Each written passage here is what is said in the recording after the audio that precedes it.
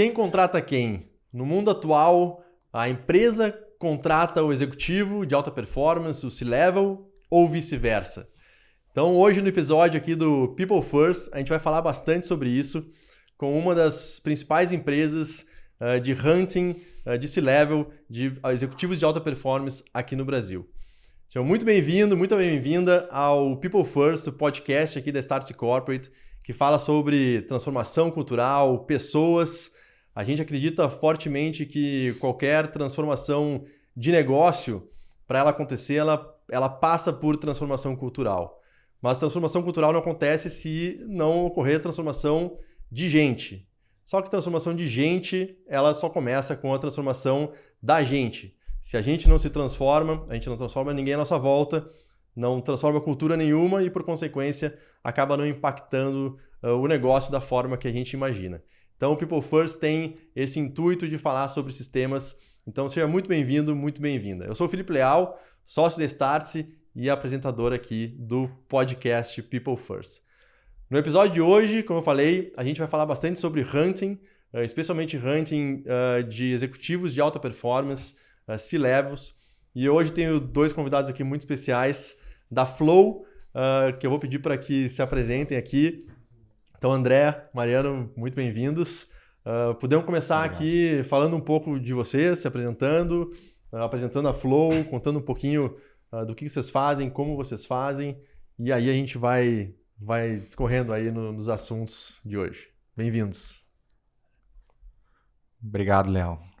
Léo, obrigado aí pelo convite, obrigado a Startse também pela oportunidade de trocar um pouco da nossa experiência com vocês e com o público de vocês. Conta um pouquinho do histórico de vocês, como é que vocês criaram a Flow, como é que a empresa surgiu, por que surgiu, como é que vocês foram caminhando para a área de pessoas, né, vamos chamar assim, para trabalhar com dentro desse setor. Conte um pouquinho da empresa, do negócio e, obviamente, um pouco de vocês dentro desse contexto. Bom, tá bom. Eu começo aqui. Eu sou o Mariano, também sou um dos sócios da Flow. A Flow foi fundada em 2011, então a gente vai completar aí agora acho que 12 anos, né, de trajetória aí no mercado. Crescendo bastante, a companhia vem de fato conseguindo criar uma proposta de valor diferente nessa seara aí do provocar desempenho nas empresas através da escolha correta das pessoas e da escolha correta de pessoas, né? Então, tudo nasceu quando a gente enxergou um certo abismo entre o papel que as estratégias exercem no mercado. Então, você tem planos estratégicos muito bem feitos, né? Plano estratégico que vai de alguma forma mexer na estratégia, no produto, no canal, na cadeia de footprint de supply chain, de logística, mexer na governança da companhia, teses de crescimento orgânico, inorgânico, estrutura de capital, mas no fim do dia tudo isso aqui morre no PowerPoint, né? E aí você pula direto para uma vaga, né? Que é tentar buscar alguém no mercado ou olhar para dentro da empresa e ver se ali você encontra alguém que consegue tocar aquilo que foi desenhado como ideal para frente. Quando a gente percebeu que o turnover das empresas é muito alto, a escolha das pessoas, né, e a escolha de pessoas são ainda feitas de maneira olhando o passado e olhando muito mais aspectos puramente de comportamento e não só aspectos de negócio, a gente desenvolveu o que seria um conector aí entre o que nós estamos olhando de evento da companhia do negócio para frente e a conexão disso com o que são os critérios que deveriam melhor serem organizados para eliminar o viés e fazer com que aquela escolha seja uma escolha que de fato traga a alta performance esperada ou a transformação esperada para o business da empresa em questão, e aquela pessoa também consiga entrar num ambiente em que ela reconheça melhor o que ela vai encontrar, o que ela tem que mexer. E a gente, como hunting, né, desenvolveu então esse algoritmo, esse processo que ajuda a gente a fazer a predição de que o encontro dessas duas partes, né, empresa e profissional, vai ser estruturado de maneira lógica, com critérios bem feitos para provocar o maior êxito possível daquela contratação e eliminar esse turnover aí que, pô, né, a gente brinca lá que dá quase que para erradicar o turnover, né? Tem contas Sim. aí já feitas em alguns países do mundo, no Brasil não é diferente, a gente está super próximo de uma universidade aí, referência, que o PIB do Brasil seria alguns pontos percentuais maior se existisse uma redução do turnover de escolhas erradas, né? Que a gente faz, a gente vê das empresas. Então, a Flow viu isso e a gente, ao longo dos anos, desenvolveu essa abordagem, testou essa abordagem e estamos conseguindo aí, nos últimos anos, implementar uma mudança bastante relevante em como as empresas escolhem os critérios que vão definir, né, a conexão da estratégia com as pessoas e como as pessoas entendem melhor o que elas têm ou não têm para poder entrar lá ou mesmo naquela cadeira se desenvolver para desempenhar o que é esperado ou necessário para aquela empresa naquele momento. É isso, André? Exatamente. Obrigado, Léo, pelo tempo, pela oportunidade de falar um pouco para vocês aqui. Falando rapidamente do André também, eu não sou um dos sócios fundadores, entrei na Flow 2-3 anos depois da fundação dela, né, pelo Mariano e outros 3-4 pessoas. Em 2014, cresci dentro da companhia e cerca de 3 anos atrás recebi o convite para inserir na sociedade, né?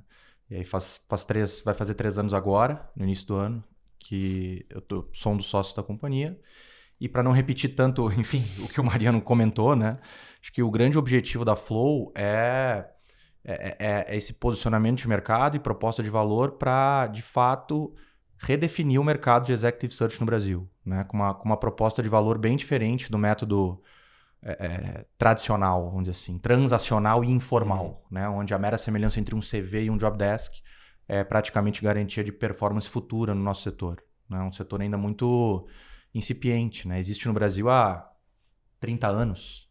Talvez em países mais maduros, né, como a Europa e Estados Unidos, o mercado de Executive Search existe há, sei lá, 100, 120 anos. Então aqui ainda é um mercado muito incipiente, Headhunter contando com feeling, com sorte, com networking, com projeto autoral, né, com tudo você vai encontrar por aí, né? Menos um processo estruturado, end-to-end, que conecta profundamente o evento de contratação de executivo aos desafios e requisitos do negócio, né, de forma consultiva e de forma que no fim do dia o meu produto não seja apenas o candidato ou o fechamento de uma vaga, e sim o processo em si e a gestão do risco do negócio dos clientes impactando o P&L, receita, margem, canal, produto, através da contratação correta, no caso. Legal. A gente vai estrutura aqui uma sequência de assuntos pra gente falar, mas a resposta ela vai puxando alguns gatilhos, então vou pegar algumas coisas que vocês comentaram aqui que eu acho que é bacana a gente discorrer um pouco. Todo esse processo, e aí obviamente isso deve valer para diversos níveis dentro de qualquer organização, mas especialmente por um nível de alta liderança, a questão da indicação, né? Ou o QI, né? Quem indica. Assim, pô, eu preciso de uma posição aqui, aí eu recebo X indicações, pô, a indicação ela é mais garantida, entre muitas aspas, do que um processo aberto. Faz sentido entender que esse processo todo de hunting, ele talvez tenha sempre sido um pouco artesanal nesse sentido. E aí vocês estão trazendo outro gatilho que eu queria puxar, que é um pouco vamos falar algoritmo, tem uma tecnologia, como inserir a tecnologia, o algoritmo, o dado, para que a decisão seja muito mais tomada por esse viés da informação, do dado, do que do artesanato, né? Como que vocês... como que isso de fato impacta, isso faz sentido esse racional? Não, primeiro, parte da tua pergunta teve a ver com a tua primeira pergunta, que eu acho que eu não respondi por completo, né? Se o mercado é um mercado de que o cliente escolhe ou se o candidato escolhe. Então, quando você fala de eu preciso contratar alguém porque eu não tenho como esperar alguém de dentro aprender, ou eu preciso contratar alguém porque existe uma janela de oportunidade no negócio, aquele conhecimento específico eu não tenho, eu preciso trazer alguém que já saiba fazer. Quando você entra nesse tipo de reflexão, você entende que o mercado é um mercado muito mais de candidato do que de clientes, né? Então você tem, hoje em dia, poucas pessoas num país que nós temos vários problemas, né? Se for pegar lá desde que alguém nasce, né? A pessoa já nasce, boa parte do Brasil nasce numa condição pior do que a outra parte. Então, já matou aqui, sei lá, metade da população para o mercado de trabalho. Aí você tem lá todo o caminho das escolas, né? Depois o caminho das universidades, depois o caminho das empresas, o próprio caminho familiar, né? Como é que isso aqui tudo se molda, porque nós somos o resultado de alguma coisa depois de 25 anos de muita carga. Você é alguma coisa para você oferecer isso para o mercado de trabalho depois. Vai desde cognição até emocional, maturidade, tudo que você viveu tá ali naquele contexto. Então, quando você põe isso em perspectiva, né? Se você tá indo atrás de alguma coisa que você precisa, então, onde é que essa pessoa tá, né? E como é que eu reduzo ou aumento as probabilidades dela de fato saber o que eu preciso, né? Então, o mercado, ele cada vez mais é um mercado de candidato qualificado para alguma coisa. Não quer dizer que a pessoa pode parar e achar que aquilo nunca mais vai mudar, né? Então, é o business de vocês aqui, né? Que é educar e desenvolver as pessoas para os eventos de transformação aí das empresas e da cultura dela. Parou, morreu, né? Então não é que você tem um ativo, que é o teu conhecimento hoje, que daqui 2 anos ele já não está obsoleto, você tem que se reinventar. Então, o mercado é um mercado de candidatos no Brasil. O candidato, ele escolhe a empresa. Ele não está sozinho, tem outras opções que também estou olhando. Então é um vetor de mão dupla aí. A empresa está escolhendo, tentando conectar ali a precisão maior precisão possível de seleção, e o candidato também está escolhendo ali. Em todos os aspectos hoje, estão nessa lista aí. Então, dizendo isso, o que é um algoritmo, né? Um algoritmo, ele é uma série de itens e critérios organizados em que você testa, né, a probabilidade daquilo dar certo ou não naquela situação específica, combinando duas coisas, né? Porque de um lado eu tenho uma vaga, do outro lado eu tenho um executivo. O ponto é que o algoritmo por si só, ele é um mero leitor de passado, que é a experiência, cargo, formação acadêmica, idiomas, o que a pessoa falou, fez, com um leitor do job description da vaga, né? Que é o que a cadeira faz. O algoritmo lê a atribuição, né? O algoritmo não a realização. Ele lê a atribuição. Então, de uma certa forma, a introdução de tecnologia no mercado, ela está indo para um caminho um pouco de reduzir a carga e a velocidade com que você consegue ver mais currículos aderentes àquilo ali através de palavras-chave, né? E a gente não acha que essa é a solução, tá?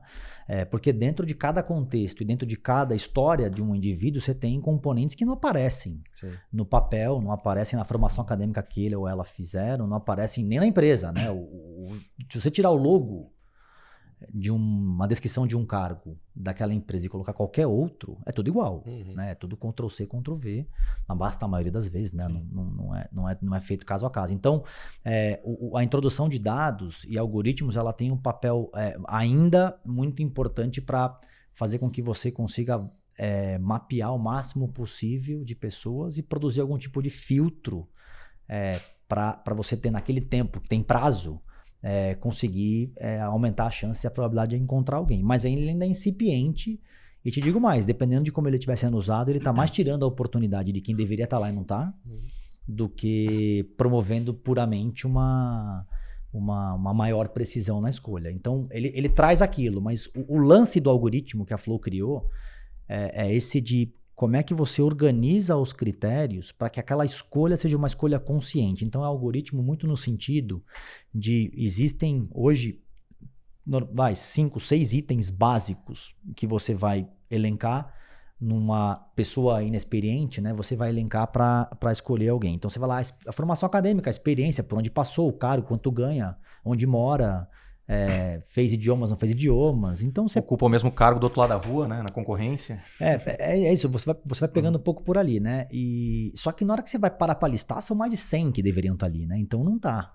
Então o que a gente fez? A gente organizou todos esses critérios que deveriam fazer parte de uma escolha estruturada, priorizando a agenda de negócio e não somente o que acabam chamando de cultura, né? A palavrinha cultura, você explode ela em milhares de micro coisas, né? Então, como é que a gente organizou isso? Aí é um pouquinho do segredo que a gente criou ali.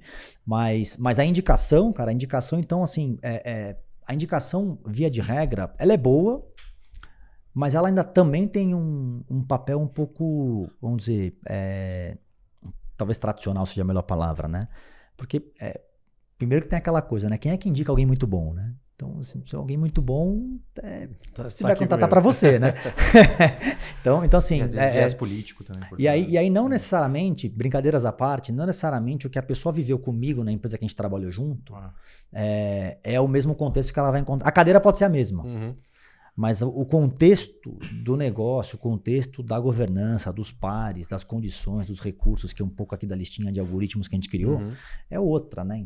Então a agenda pode ser aparentemente parecida, mas no detalhe ela é completamente diferente. Então não quer dizer que uma indicação que carrega um conteúdo, um contexto de, a pessoa é de minha confiança, a pessoa é uma pessoa relacionalmente interessante, uma pessoa que não cria conflitos, uma pessoa que vai bem, não quer dizer que é uma pessoa de alta performance para aquele ambiente. Entendeu? Então, a mesma coisa que você pegar um jogador de futebol em época de Copa do Mundo e jogar ele para jogar salão. Eu tô indicando o fulano para jogar aí o Campeonato Mundial de Salão. Aí é futebol, né? Poxa, é bola, né? É um time contra o outro, tem gol, tem tudo, mas um é no campo, o outro é no salão, é outra coisa, né? Mas na hora que você vê a descrição do cargo do goleiro do futebol de salão e o goleiro do campo, não tá escrito lá, né? Goleiro de futebol de salão, é goleiro, né? Sim. Você tá em quantos grupos de WhatsApp aí que precisa de goleiro, né? É goleiro, né? Indicando um goleiro, né? Não quer dizer se é para um outro para outro. Então é um pouco dessa linha, né? Assim, acho que a indicação ela com o tempo tende a morrer, porque você vai ter cada vez mais avanços profissionalizantes nessa onda, nessa linha do critério que te define a escolha para o negócio. Não quer dizer que a pessoa está fora do processo, mas não vai ser só ela. Entendeu? Fora que a indicação também, ela garante o fechamento da vaga, né? Agora, isso não quer dizer que eu estou alcançando aqueles 4, 5, 6 melhores disponíveis no mercado para aquele projeto com aquelas características de contexto. E sim os 4, 5 talvez primeiros que me foram indicados para um determinado projeto, e isso faz muita diferença no longo prazo e no que diz respeito a impacto e performance na empresa. Né? Sim. É porque é isso, né? Assim, todo lucro que acontece numa empresa saiu de alguém, né? Então, se você parar para pensar... Da ideia de alguém, do diagnóstico de alguém. Alguém faz alguma coisa numa empresa. Então, no fim do dia, tudo que a gente faz gera um resultado. Esse resultado ele é reinvestido, ele vira pagamento de impostos, ele vira oportunidade de desenvolvimento, geração de riqueza, ele vira todo esse ecossistema, né? Toda essa função social da empresa. Então, quando você põe em perspectiva isso, só que na contrapartida você tem concorrente, você tem concorrentes que você nem sabe quem são, porque, né, a disrupção está vindo de tudo que é lado aí. Você acaba... Não pode tirar de cena uma coisa que tiram, né? Qual que é o resultado que eu espero dessa vaga? Qual que é o resultado que eu espero dessa contratação? Não é resultado, a pessoa, sei lá, implementar 2, 3 sistemas. Não. Qual que é o resultado financeiro que vai sair disso, né? Então muda um pouco a perspectiva de que não é uma vaga, né? É a execução daquela estratégia que eu falei no começo. Legal. É diferente do... E o resultado financeiro também não só na ótica capitalista, mas na ótica social também. Porque gerando lucro, você reinveste na operação, você promove pessoas, você abre novas filiais em outras regionais do Brasil, você cresce, né? E você consegue reinvestir tanto nas pessoas, quanto em treinamento, quanto em crescimento, recolhe impostos para o governo, faz tudo. Legal. Né? Na ótica social também. Sem dúvida. E tem um ponto que vocês falaram que eu vou puxar de novo outra pena aqui pra gente falar da galinha. Você falou, né, André, do impacto de longo prazo aqui. O resultado esperado para aquela vaga, ela também vai decorrer de um período que esse executivo estiver executando, né, enfim, as suas atribuições. Mas aí eu vou puxar para um outro lado, assim, quando a gente pensa em relacionamento, acho que é um ponto que vocês também colocam aqui, pesquisando um pouco mais sobre vocês, né, da importância dessa profundidade, a importância desse relacionamento com o cliente que está contratando, que está buscando essa nova vaga. Entender esse contexto do cliente, sabe, conhecendo bem a trajetória, conhecendo os meandros ali daquela organização. E aí, uma vez que existe uma vaga aberta para um cargo de liderança nesse contexto, vocês, por terem esse relacionamento duradouro, longo prazo, enfim, conseguirem também, utilizando tecnologia, um algoritmo ou qualquer outra ferramenta, conseguirem entregar a conclusão da vaga, mas especialmente esse resultado que vai vir no longo prazo. Esse papel desse relacionamento, eu queria explorar um pouco esse ponto, assim, o quão importante é isso na leitura de vocês para esse mercado de hunting como um todo e, enfim, eventuais exemplos que vocês tenham assim, desse impacto. É uma boa pergunta. Assim, via de regra, as empresas, elas estão passando cada vez mais por movimentos cíclicos mais curtos, né? E tá todo mundo fazendo um pouco de tudo no fim do dia, né? Então você vê essa expansão de negócios, acho que é um pouco da fase que a gente está vivendo agora. Um tempo atrás era foco, né? Cada um fazia uma coisa. Então tudo está mudando muito rápido, né? Então o que a gente faz, né? Essa organização e como a gente está no mercado o tempo inteiro, então a gente está o tempo inteiro falando com candidatos. Você tem uma ideia, um projeto a gente fala com 30, 40 candidatos. Então são 30, 40 candidatos que de alguma forma eles estão naquele setor ou vivendo aquela agenda que o nosso cliente quer, que a gente vai pegar alguém que já tenha vivido aquilo. Então, de um lado, eu sou um consolidador de informação quente do que está acontecendo nas principais companhias do Brasil, porque eu estou entrevistando de alguma forma, eu tenho que entender para poder avaliar a pessoa, né? O que é o contexto e o que ela está fazendo lá dentro. E aí, quando você olha na outra ponta, as empresas estão o tempo inteiro acionando a gente para também entender demandas e como é que elas podem organizar algum tipo de função, escopo, estratégia, ou como é que ela conecta aquela estratégia dela com um tipo de posição. Então, o que a gente faz com isso, né? A gente tem um tipo de relação em que a gente consegue, por ficar perto do cliente em várias fases desse ciclo, do ciclo que ele está montando, executando ou terminando uma estratégia, antecipar esses movimentos do cliente e conseguir levar reflexões para ele, né? Olha, você precisa se antenar aqui no teu modelo de remuneração, você precisa se antenar numa unidade de negócio nova que você não está vendo, ela está vindo. Você precisa... enfim, eles sabem, né? Porque as pessoas estão nos mercados em que elas atuam. Mas você ter essa capacidade de se conectar, isso gera um tipo de relação e um tipo de confiança com aqueles stakeholders, o acionista, o CEO e o C-Level, em que você acaba que vira uma fonte de referência antes mesmo dele resolver fazer alguma coisa. Pô, eu tô com uma dúvida aqui, eu contrato uma consultoria de estratégia ou vou buscar um executivo, sabe? Do tipo de... E aí, exatamente. Então esse é o lugar que a gente conseguiu encontrar.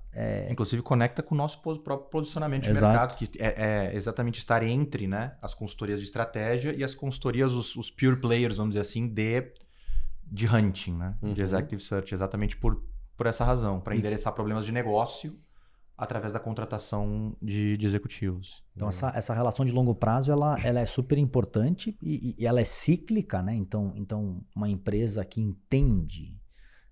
isso é um ponto importante aqui, assim. No Brasil, ainda é muita indicação, no Brasil ainda é muita promoção interna, sem necessariamente você entender a janela de oportunidade que está perdendo, de pelo menos não ver o que tem fora, né? Então, quando a empresa entende que você comprar esse conhecimento que já vem pronto, e com todas as ressalvas de cultura, de risco de contratação, de traço de personalidade, de perfil, tudo bonitinho, cara, quando dá certo, é muito forte, né? Então, a gente tem vários cases. É muito cases. visível, né? É muito visível. O resultado fica muito... É latente, assim. A gente fez um trabalho recente aí com o Departamento de Economia da USP, numa pesquisa aí que a Flow fez, depois que a gente implementou esse método, né? Que fazem 4 anos, mais ou menos. A gente conseguiu levantar um estudo que cada contratação nossa deu, na média, 18 milhões de reais de retorno ao ano. De receita adicional. Para aquela empresa. Então assim, aqui de novo cai pro financeiro, né? Cai pro resultado. Mas não é só isso, né? Você consegue atrair gente melhor, você consegue antecipar como um resultado maior da companhia, uma agenda mais vigorosa de progresso naquela linha que ela estava direcionada. Você reduz o tempo de aprender uma coisa que você não sabia. Então, se for listar aqui, você tem diversas vantagens de se fazer isso, mas nunca em detrimento de você reconhecer ou desenvolver o talento interno, não é isso. É que, às vezes, você apostar num talento interno, sendo que a tua necessidade para aquilo é imediata, para agora. Você está fritando a pessoa, Sim. colocando ela numa situação em que ela não vai dar conta, porque ela não está pronta para aquilo, entendeu? Então tem que tomar muito cuidado com essa coisa do, não, mas pô, tem um talento aqui, vou jogar lá e vou ver o que acontece, pô, ele é bom, entregou, ela é boa, entregou. Mas não é assim, né? Não é todo mundo joga em todas as posições, e às vezes o negócio é tão latente que é melhor não fazer isso e trazer alguém que já saiba, para daí depois, de repente, na próxima a pessoa continua o trabalho. E corroborando com o que o Mariano comentou, para pensar, em 99% das contratações executivas, elas são oriundas de 2 motivos principais, em 99% dos casos. Ou porque você tem um pipeline interno de sucessão que secou e você precisa repor uma peça mais para liderar uma agenda operacional, porque um VP de alguma coisa ou o diretor pediu demissão, né? Ou porque você precisa comprar um conhecimento de mercado, uma M&A de conhecimento, né? Você precisa comprar um conhecimento de mercado específico para liderar uma agenda de transformação e ou estruturante em decorrência das mudanças do negócio da empresa, em decorrência das mudanças do mercado, né? Essa segunda natureza de contratação está cada vez mais aumentando o percentual, está cada vez mais latente, cada vez mais intensa, porque todos os mercados praticamente estão se transformando. Sim. Né? Você pega alguns mais, outros menos, financial services mais, energia mais, talvez outros menos, né? Mas todos de um determinado grau de intensidade, eles vêm sofrendo transformações. Então essa segunda natureza aqui de agenda de contratação, tenho convicção que deve aumentar cada vez mais essa razão ao longo dos próximos anos. Você comprar a vantagem competitiva de quem entrega no D+0, quem não tem curva de aprendizado na cadeira, né? Que possa eventualmente onerar o time to market da empresa. Sem dúvida. Acho que esse é um ponto bem relevante. Esse é o mundo que a Startse vive, né? Essas mudanças de mercado que impactam o negócio. A gente sempre fala aqui que nessa linha não tem nenhum setor, uns mais, menos, mas nenhum setor está alheio a tudo isso. Então, todo mundo de alguma forma está sendo impactado.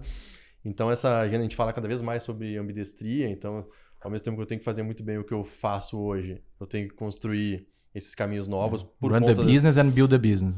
Por conta dessas transformações todas. Mas o que a gente vê muito aqui também, nas nossas interações, aí eu queria perguntar para vocês como é que é né, nas experiências que vocês têm, em relação às resistências. Então, assim como a gente entende que tudo está transformando em alguma intensidade, sempre tem dentro das organizações a turma da resistência, natural, em qualquer lugar tem. Como quebrar uma resistência, no caso de vocês, para esses processos, de quem pensa, não, melhor é que eu trabalhar o público interno, ou, sei lá, meu mercado não está transformando tanto assim, então eu tenho mais tempo para fazer isso. O quanto que buscar um profissional, esse M&A de conhecimento, né, ele traz velocidade para o processo. Porque acho que isso é uma demanda que as empresas, por conta dessas transformações, têm hoje. Né? A gente precisa ser rápido nisso tudo. Adoraríamos ter muito tempo e trabalhar, mas não, assim, a realidade hoje é diferente. Então, assim, como quebrar essas resistências? E 2, qual o papel da velocidade ao fazer um movimento como esse? Justamente nessa quebra de resistência, né? Como é que isso funciona? Essa pergunta é muito boa. Não sei se vocês tiveram a chance de assistir. Teve uma entrevista recente aí que o Abílio Diniz fez com o Jorge Paulo. Vocês viram naquele programa dele lá? Da CNN. Não assisti. Tem um pedaço que ele fala sobre isso lá. É interessante. Corta. Vai assistir a dica aqui. E depois a gente bota o link depois. Mas o ponto é o seguinte, né? O todo vem antes da parte, né? Então, assim, por que a empresa existe? A gente falou da função social, do gerar resultado, do remunerar o acionista, do desenvolver e remunerar, criar riqueza para as pessoas, enfim, investir em... A equação perfeita, zero de risco, é você conseguir antecipar esses movimentos em alguns anos e começar a formar as pessoas dentro de casa naquela agenda que, de repente, vai precisar daqui a pouco, né? O ponto é quem é que tem budget para isso e quem é que vai ficar o tempo inteiro formando pessoas com uma coisa que você não sabe direito o que é ainda. Então tem muita empresa que faz e consegue chegar perto dessa equação aí de sempre ter talentos internos no Brasil. Você tem as grandes brasileiras que ficaram internacionais, aí para citar alguns exemplos, né? Poxa, pega a própria Ambev, você pega o Itaú, você pega aí a Gerdau, você pega, enfim, tem algumas empresas que você olha lá dentro, ele tem uma máquina de formação, de contratar, formar, desenvolver, né, promover, reter, tem escala do negócio para poder jogar as pessoas para várias posições, vários países, job rotation para lá e experiência nova para cá e muda de área e tal. O ponto é que quando você... Aí o contrapartida, né? Quando você está muito fechado, você pode acabar nem vendo o que está vindo. Né? Você pode ficar... achando que a inovação vai vir de quem está lá dentro. Porque a ideia da inovação é essa, né? Eu cresço, porque eu cresço, eu tenho mais dinheiro, porque eu tenho mais dinheiro, eu contrato e retenho os melhores, e as ideias deles vão pertencer a mim e a minha empresa vai ser sempre a mais inovadora. Até a hora que veio o Venture Capital, né? Até a hora que veio os juros baixos no Japão, SoftBank, coisa toda aí. E você teve toda essa história ao contrário, né? Peraí, a inovação está acontecendo fora daqui, né? Então como é que eu... E eu tô fora da festa, né? Então assim, você quebrar essa resistência é quase que um objeto de sobrevivência para que aquilo ali exista, né? Então assim, não dá para ser 100%. E também não é para ser 100% ao contrário, né? Não promover ninguém, não ter o talento interno. Mas você buscar uma equação aí 70-30, sabe? 70 vem de dentro, 30 constantemente vem de fora e você testa, né? Pô, vamos testar, trazer alguém de fora pra gente aprender uma coisa nova e ver como é que isso aqui se transforma em resultado, se transforma em aprendizado. Porque no fim do dia todo mundo vai virando alguma coisa junto ali, misturada e sai melhor, né? Então acho que a quebra da resistência vem muito do você... E começar pequeno. Contrata, vê como é que foi, conversa com um especialista, sabe o que acontece e tal. Aí a outra pergunta que foi a do tempo, que isso aqui economista, do tempo de retorno, é brutal, cara. Assim, para pra pensar. Uma pessoa muito boa, muito preparada, quanto tempo ela demora pra aprender uma coisa nova? Pega aí alguém na tua experiência, uma pessoa muito boa, brilhante, o melhor ou a melhor pessoa que você viu, dedicada, esforçada, inteligente, tudo aquilo ali que tá no hall daquela partezinha final dos job descriptions, né? Senso de dono, criativo, não sei o que, aquela coisa toda lá. Então você encontrou essa pessoa, que não sei se existe, mas encontrou. Em quanto tempo que essa pessoa, na sua experiência, aprendeu uma coisa nova ao ponto de falar, tá entregando tudo que a gente esperava?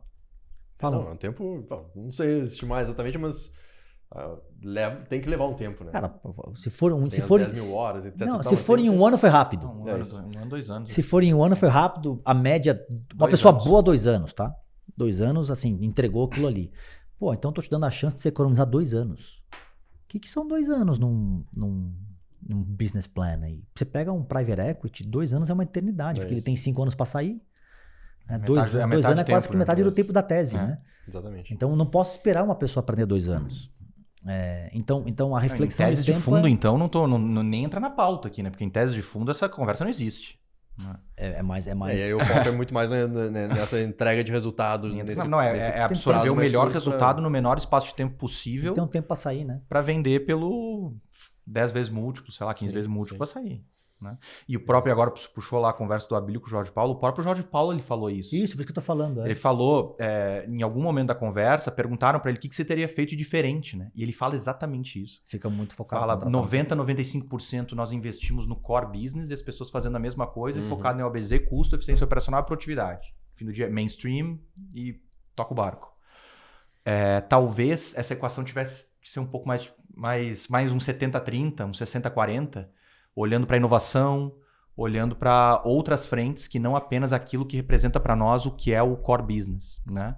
Talvez aí não precisasse buscar no mercado pessoas para liderar receitas adicionais através de outras iniciativas, né? Como cerveja artesanal, como financial services, como outras coisas que ele teve que buscar no mercado porque não tinha ninguém preparado. Aí teve que fazer o M&A de conhecimento. E é legal, e esse exemplo é muito bom, a gente tem falado bastante sobre a transformação de Ambev aqui na Starse, tem interagido muito com eles, seja no core ali, Ambev mesmo, cervejaria, seja no Zé Delivery, BIS e outras frentes mais voltadas para inovação que eles tiveram nos últimos anos. Mas a gente olha, faz a leitura, né, desde quando o Jorge Paulo falou numa entrevista lá em 2018, me sinto um dinossauro apavorado, né, ficou muito conhecido isso, para cá, são 4 anos, com uma pandemia no meio. Assim, é um período muito curto. Impressionante. Para fazer tamanha transformação numa cultura tão forte como eles sempre tiveram. E, obviamente, que... Fizeram fora, né? Exato. Então, fizeram fora, agora estão juntos. Então, assim, mas isso é uma estratégia. Eu acho que recentemente a gente ouviu uma coisa muito bacana desse case, de como eles conseguiram quase fazer uma ambidestria cultural, né? Eles conseguiram juntar valores novos que eles precisavam nessa leitura para frente, e aí talvez esses valores novos só venham de experiências de fora, mas ao mesmo tempo honrar o passado evoluindo. É isso. Né? Então assim, não vamos esquecer também como é que a gente chegou até aqui. Teve muita coisa boa para chegar até aqui, né? Senão não chegava. Então, como é que a gente junta essas duas coisas dentro de uma nova cultura, talvez, né? Deixa eu mudar um pouco o aspecto, assim, eu acho que a gente, obviamente, dentro do que vocês fazem e dentro do tema de hunting, a gente sempre pode ter as duas perspectivas, né? De quem contrata, mas também do candidato, né? Eu tinha preparado uma pergunta aqui, eu tenho muita curiosidade de ouvir de vocês, assim, o que é São duas perguntas que eu vou fazer numa só, assim.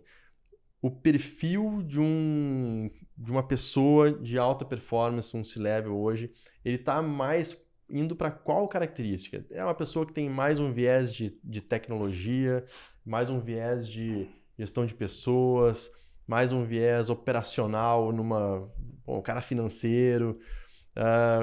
Como que hoje está, assim, né, no geral, esse perfil desejado? E dentro desse perfil, que características essa pessoa deveria ter? Aí, obviamente, aqui estamos falando para quem contrata, né? Entender esses movimentos e, obviamente, para quem eventualmente pode ser um candidato amanhã ou depois, o que eventualmente eu tenho que desenvolver, né? Posso começar essa? Pode, manda aí. Acho que o mais importante de tudo não é nem apenas o skill de uma área funcional. Eu acho que o mais importante de tudo, um C-Level, qualquer C-Level ou ainda o CEO, a importância, Leal, de ter um entendimento do negócio de forma transversal, cross-area, né? E não apenas o silo da sua área funcional.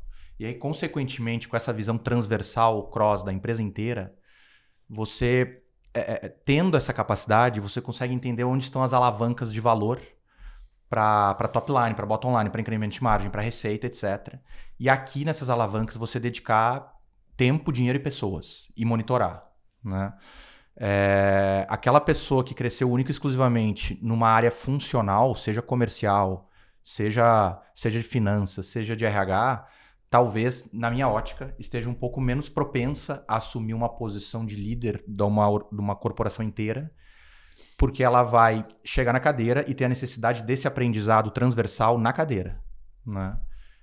Ao passo que ela já poderia, passando por outras áreas, né? Quando chegar nessa cadeira, é quase que a promoção ser uma mera formalidade, porque a pessoa já atua nessa camada antes mesmo de ser, né? Isso existe em inúmeros casos, né? Onde o COO já atua praticamente como CEO, o CFO já atua como CEO, e o CEO, que é o CEO mesmo, já está muito mais olhando da porta para fora em inovação, M&A, abrindo os novos gaps para fechá-los no tempo, né?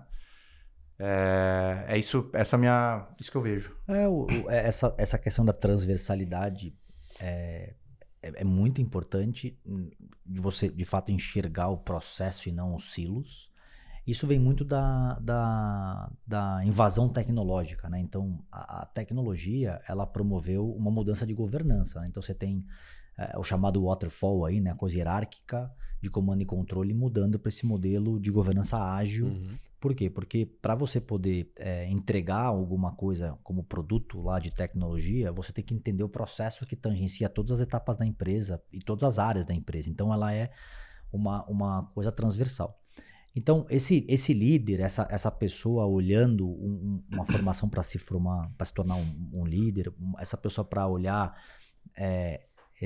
essa necessidade de competências do futuro, eu acho que tem uma coisa que ainda não caiu a ficha assim para muita gente, que para mim é cada vez mais uma tendência, que todo mundo tem muito claro assim, qual que é o meu escopo, qual que é a minha autoridade em cima dos recursos e das pessoas que tem no meu escopo, né?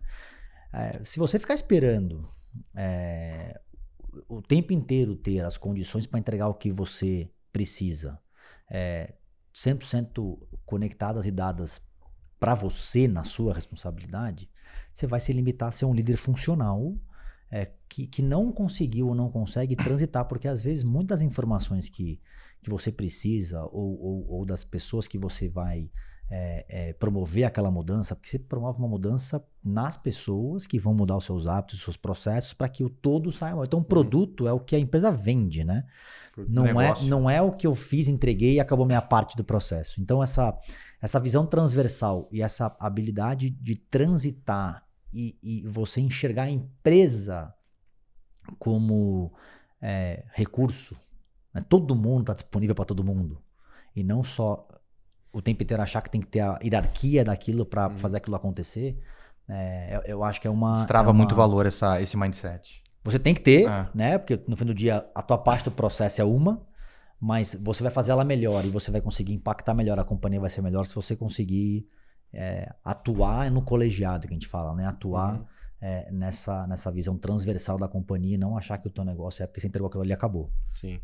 E dentro desses novos papéis, vamos dizer assim, do CEO ou do C-Level, a gente vê cada vez mais esses profissionais, vou chamar assim, o C-Level celebridade no bom sentido, né? É o cara que, obviamente, um C-Level, um CEO especialmente, ele tem que ser um bom comunicador para dentro da empresa, né? Para comunicar a cultura, e, enfim, e fazer o negócio andar.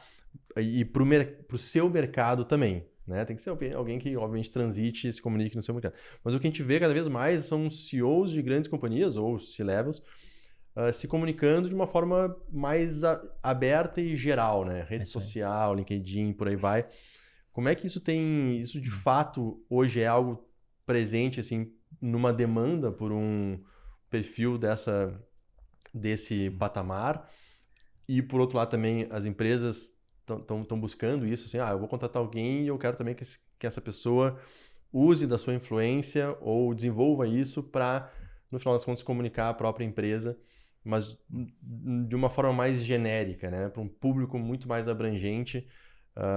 Isso é uma percepção que eu particularmente tenho, vejo alguns casos, mas não sei se é uma tendência. Não, essa E a visão de vocês também em relação às a isso. Às vezes eles legal, fazem não por é? iniciativa própria, né? Porque genuinamente acreditam e às Sim. vezes eles fazem porque são orientados a fazer, acreditando ou não. Eu acho que tem muita coisa aí dentro, cara. Essa aqui é uma para ficar 3 horas aí. Mas assim, o que acontece, né? Primeiro, a gente tem lá 3 inteligências, tá? Então tem a inteligência cognitiva, a inteligência emocional e o que a gente chama de inteligência espiritual. O que é isso, né? Isso aqui é assim, você uma é mais cadinha da outra, né? Então uma pessoa extremamente inteligente que não consegue transmitir aquela inteligência para um grupo menor, ela vai morrer com a inteligência dela e não vai produzir o resultado e impactar nada em ninguém.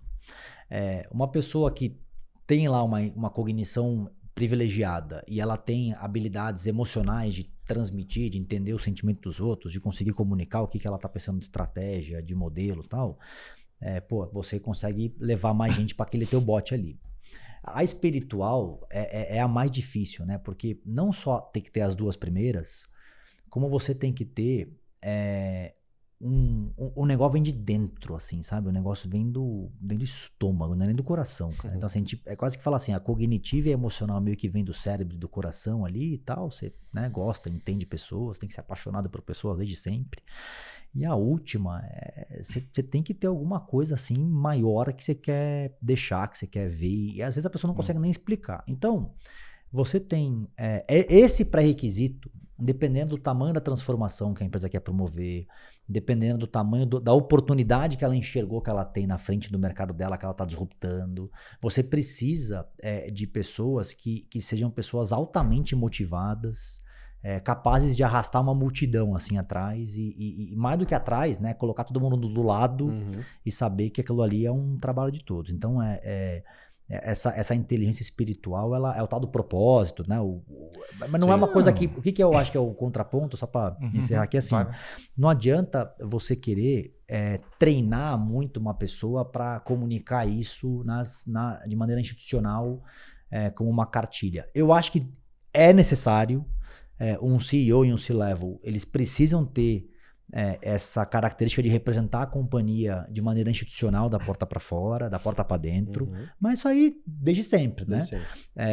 O que é o diferente é quando você consegue mobilizar, né, o teu ecossistema de clientes, fornecedores, e mobilizar para fora e para dentro, né? As companhias naquele movimento, né? Aí aqui é o diferente. E aí essa questão das pessoas estarem fazendo mais isso, aí tem um monte de motivo, né? Tem gente que de fato está fazendo porque entende que a companhia é necessária para a ser uma alavanca propulsora para a companhia. Faz bem para a empresa, né? Para fazer para a empresa. Mas o curioso é que quando você começa a fazer muito disso no LinkedIn, por exemplo, você recebe lá um aviso, você está procurando emprego?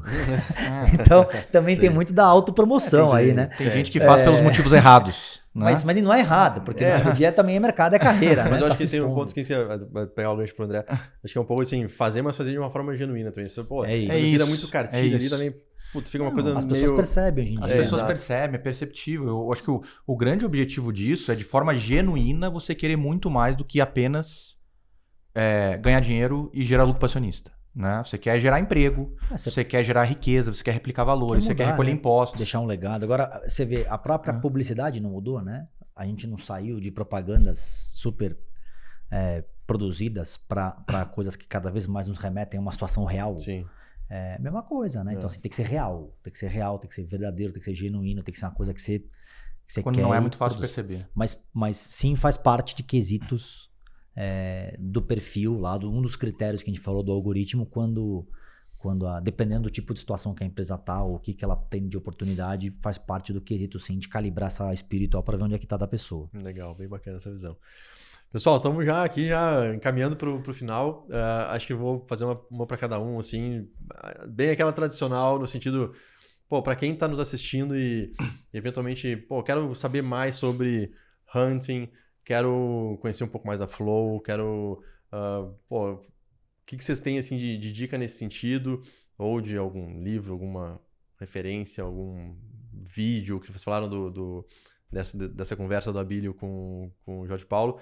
O que mais, assim? Aí um pouco de cada um, assim, pra gente endereçar aí pro pessoal que tá nos assistindo.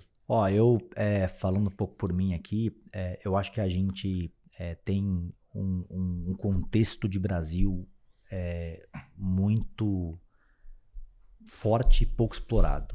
Tá? Então, eu acho que a gente tem pessoas brilhantes no nosso Brasil. Eu acho que a gente tem histórias empresariais magníficas no Brasil, incríveis. Você pega aqui o histórico da geração anterior à nossa, né? Esses caras enfrentaram quantos planos de inflação, de moeda, de sei lá o que, de governo, enfim. Então tem heróis nacionais aí que a gente até reconhece pouco, né? Então lá na Flow, a nossa visão é que, dá para ajudar esse ecossistema de companhias brasileiras, de executivos brasileiros, das várias agendas de transformação e de evolução que a sociedade brasileira tem que passar e está passando, né? Desde um pilar básico de educação até ganhar uma consciência melhor de qual que é o meu papel nessa empresa, o que essa empresa faz para o todo e como é que isso aqui evolui numa ótica de governança para promover a tal da renda, né? Cara, a gente está bastante vidrado, né, com isso e a gente acha que tem um mar de oportunidades. Então, a dica é, se você é um empresário aí, uma pessoa que está com dor, né? Dor de crescimento, dor de competitividade, você está com dor de atrair ou reter pessoas, né? Que faz parte de enfrentar tudo isso. Cara, com certeza, o setor de Executive Search tem muito a oferecer em termos de te propiciar uma capacidade de atrair e de conhecer talentos que você não tem acesso. E que você também não sabe, de repente, direito o poder e como isso pode trazer de lucro, de resultado para a empresa e tudo que a gente falou até agora. Então, a Flow é um dos players desse setor. A gente tem uma proposta de valor nova. A gente acha que... Mas é um setor relativamente aí maduro, mas pouco usado. Então, fala até em prol aqui de todos. Acho que a gente tem que fazer com que as empresas aproveitem e usem melhor isso para o seu sucesso empresarial, e o Brasil tem de monte. Na ótica do candidato, acho que o candidato ele também precisa usar o mesmo modelo ao contrário, né? Então, poxa, se eu fosse uma consultoria, se eu fosse vender serviço, para quem eu venderia e o que eu entrego? Né? Não pode ser uma coisa do emprego mais, sabe? Não pode ser uma coisa do... Eu quero um salário maior. Isso aqui faz parte de um contexto, claro, de você no final conseguir concluir que o problema é o salário, é o incentivo que não está te levando a fazer o máximo que você pode, né? Mas no fim do dia é uma reflexão do o que eu levo comigo que na hora em que me contratarem, se eu fosse uma consultoria, eu emitiria uma nota para poder cobrar em cima de um valor que eu gerei, né? Então, isso tem que estar muito bem organizado e a gente tem que estar sempre reformulando isso ano a ano, evolução por evolução, para você conseguir entender onde é que você joga melhor, né? Então, acho que para o candidato, para o executivo, procurando o desafio é esse, assim, é entender onde é que está o seu valor, onde é que está a sua proposta de valor para você conseguir levar isso para fora e ser melhor utilizado e remunerado por isso que você faz. Acho que essas são as dicas que eu dou pros dois lados aí. Legal, bacana. Na minha ótica, visão cliente, visão candidato, começando pela visão empresário, visão acionista, seria essa, né? O Brasil tem inúmeros heróis nacionais e que precisam, em determinado momento Porque assim como, para pensar, né? Assim como os executivos têm uma carreira, as empresas têm uma carreira, né? Ela tem um life cycle, né? E chega um determinado momento de transformação corporativa dessa empresa que ela precisa construir governança profissionalizada, né? Que de fato vá protagonizar as próximas pernadas de crescimento da empresa, né? Dentro de agendas de transformação, levar do ponto B para o C, do C para o D, porque o dono já trouxe, né? Do A para o B. Uhum. Então chega um determinado momento que existe sim essa necessidade para continuar crescendo. E, poxa, você não tem a opção de não crescer, né? Ou você cresce ou você morre. Passar flat, ser engolido pela concorrência ou pela inflação. É igual né? a escada rolante de shopping, né? Você tá parado, você tá andando pra trás. A gente tava falando antes de começar aqui, né? O próprio conceito das organizações finitas é isso, né? Vive para sempre quem morre o tempo todo, tem que se reinventar, ciclos cada vez mais curtos e o objetivo macro das empresas se perpetuar. Mas de forma relevante, porque senão a gente fica zumbi, né? E Fica esse recado para os acionistas, para os donos, né? É super importante, porque, puxa, eles realmente são muito bons, eles são brilhantes, né? Por terem construído o que construíram. Baita esforço, né? Super esforço, cara, na mão, na raça, não tinha processo, não tinha sistema, não tinha rituais de gestão, não tinha ferramenta, não tinha nada. E o cara trouxe a empresa aqui para faturar, sei lá, 700 milhões, né? Agora, para trazer daqui para faturar 5 bi, né? 4 bi. Eu preciso de um arcabouço de condições de execução, de rituais, de processo, de gente, de fornecedor, de outros sistemas de incentivo que talvez ele nem tenha conhecimento e nem tem a responsabilidade, nem tem a culpa de ter, né? Não é um ponto negativo, né? Então, essa sugestão de desapego no bom sentido que vai proliferar a seu favor para o crescimento, né? Legal. E para os candidatos, eu acho muito nessa ótica de cumprimento de ciclos ao longo da sua carreira com entregas consistentes, relevantes, que justifiquem uma promoção, seja da porta para dentro de onde ele está, seja para um processo participando com alguma consultoria, para algum projeto maior em alguma empresa no mercado, né? Eu vejo muitas pessoas colocarem essa alavanca de remuneração na frente de muitas outras, né? Eu sempre entendo que isso deveria ser consequência, né? E não o fim, né? Muitos executivos reclamando, no bom sentido, né? Que, puxa, poderia estar ganhando mais, não estou sendo reconhecido, não estou sendo, sabe, promovido. E eu penso que, puxa, eu entendo que se você... na verdade, é muito mais sobre o quanto você gera do que o quanto você ganha, né?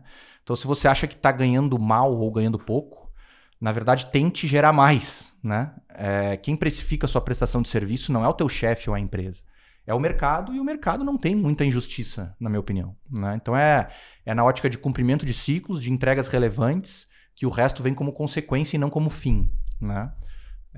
Para você crescer ao longo da carreira e ser um executivo sólido, né? Consolidado numa cadeira, daqui a alguns anos, de diretoria se leva o presidente e depois fazendo parte de conselhos. Muito bom. No final das contas, a gente tem que gerar valor, né? Como empresa e como profissional dentro da empresa. Se a gente não gera valor ou não gera o mesmo valor que a gente já gerou um dia, a gente de alguma forma precisa buscar essa... Eu não sei se você já parou para pensar, o último ponto, a gente aqui no Brasil, você fala quanto você ganha. Eu ganho 10 mil, né? Isso é uma tradução de essência não necessariamente correta da língua do latim para o português e por aí vai. Porque quando você pergunta para um americano, ele fala que ele earn. Earn não é ganhar. Sim. Earn tem muito mais conexão com produção do que com ganhei. Então você vê que até na palavra, né? Eu ganho versus eu produzo. Tem um subconsciente aí. Como diz o Piero aqui no nosso CMO, as palavras têm poder. Elas têm esse impacto. Mariano, tem significado, né? É isso aí. André, Mariana, super obrigado aí pela participação. Acho que é um tema muito relevante. Todo mundo precisa atrair pessoas, contratar pessoas e o processo de fazer isso se transformando também. Então, entender esses movimentos é fundamental para quem quer continuar tendo resultado a partir desses processos, que é o principal, e continuar gerando valor. Então, super obrigado. Acho que geramos um ótimo valor aqui nessa conversa. Então, obrigado mesmo. E obrigado a você que acompanhou aí mais um episódio do People First. Fica o convite aqui a todos. Vai estar aqui em algum lugar aqui no vídeo para se inscrever, para participar da comunidade First Movers, que a gente aqui na Startse Corporate lançou recentemente. Então, vai ser um prazer ter vocês uma das principais comunidades aí voltadas para o público alta liderança de RH, para gerar conexão, obviamente, mas gerar muito valor também através de construção. A gente tem um tripé, né, de Build, Connect, Impact. Então, gerar impacto, gerar valor através dessa comunidade para todo o setor. Então, a First Movers tem muito esse objetivo. Então, fica o convite aí a todos. E até o próximo episódio do People First. Valeu, até lá!